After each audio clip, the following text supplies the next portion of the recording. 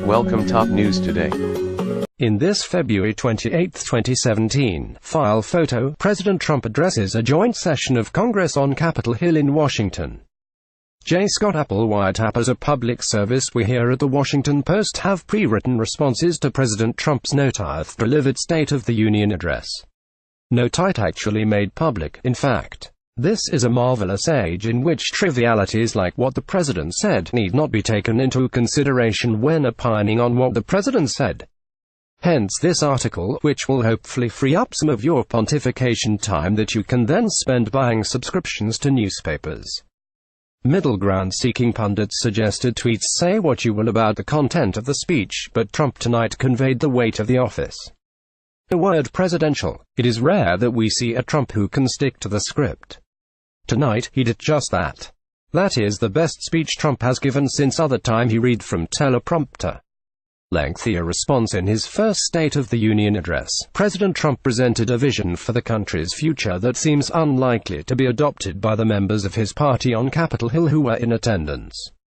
There was one unequivocal success: a president who, over the course of his first 12 months in that office, has often seemed unmoored or uncontrolled. On Tuesday night offered a composed, deliberate vision of what his presidency could be. He looked, for one of the few times to first time of his presidency, like America's president. Having pledged to offer America a vision of the unity that has so far eluded him, Trump made a powerful case for the American dream, anchoring it in his glowing evaluations of the economy. Pointing to growth in the stock market since the 2016 election, Trump made the argument that this success offered an opportunity for Americans to put petty disputes behind them. A strong economy, he argued, would lead to a strong America. Add quotation marks to that sentence as needed. Perhaps his best moments came when he recognized invited guest. Riff from here. Never Trump. Republicans suggested tweets Trump's speech could have been given by most recent Republican presidents. Too bad he does not govern like them. It is jarring to see Trump going through the motions of the things that an actual president does. That speech seems to have been designed specifically to trigger a spasm of positive "he looks" presidential reviews on cable news tomorrow. Lengthier response. Speaking from a lectern on the floor of the House of Representatives, Donald Trump, the man who would be presidential, outlined a vision for America's future which certainly held some appeal for his audience. It was impossible, though, to separate out the promises from the man, to consider the proposals Trump offered outside of the context of Trump's being the one to give them. It was at times odd to see Trump embracing the auspices of an office he spends the other 364 days of the year undermining. Certainly his trumpeting of the economy and pledge to favor a policy issue earned deserved applause from the assembled members of Congress. Lingering unseen everywhere in the room were the unanswered questions about his relationship with Russia and about his efforts to undercut the symbolism of the American experiment itself. Trump wasted little time in celebrating his appointment of a slew of far-right judges to the bench, the central value proposition of his presidency to conservatives. He justifiably celebrated his party's tax bill, a bill for which his party certainly deserves most of the credit.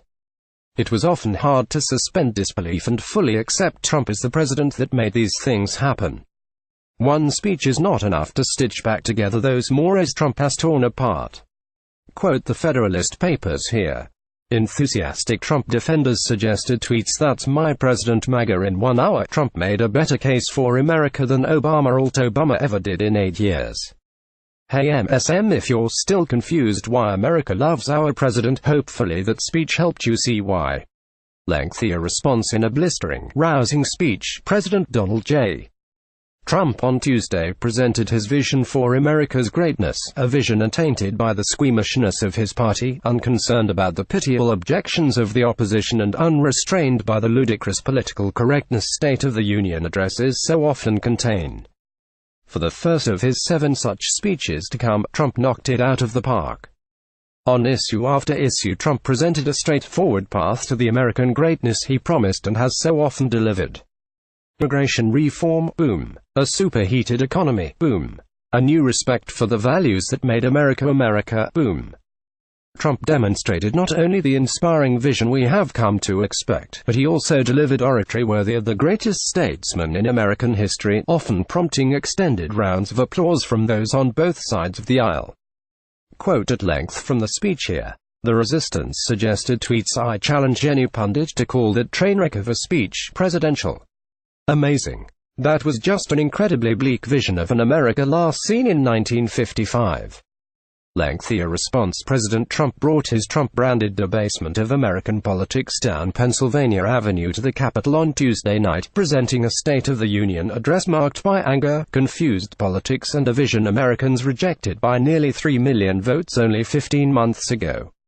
At times seeming confused and rarely evoking more than a smattering of applause, Trump repeatedly claimed President Obama's successes as his own, from stock prices to unemployment. He insisted he was advancing a message of unity even as he celebrated those policy positions that have done so much to tear America apart. It was impossible, viewing the speech, not to imagine Robert S. Mueller III watching from somewhere nearby and thinking about what must be going through the special counsel's mind. Trump could join elite company. After all, with all we have learned about the Trump campaign's interactions with Russian agents, it is easy to imagine Trump's first State of the Union will be his last.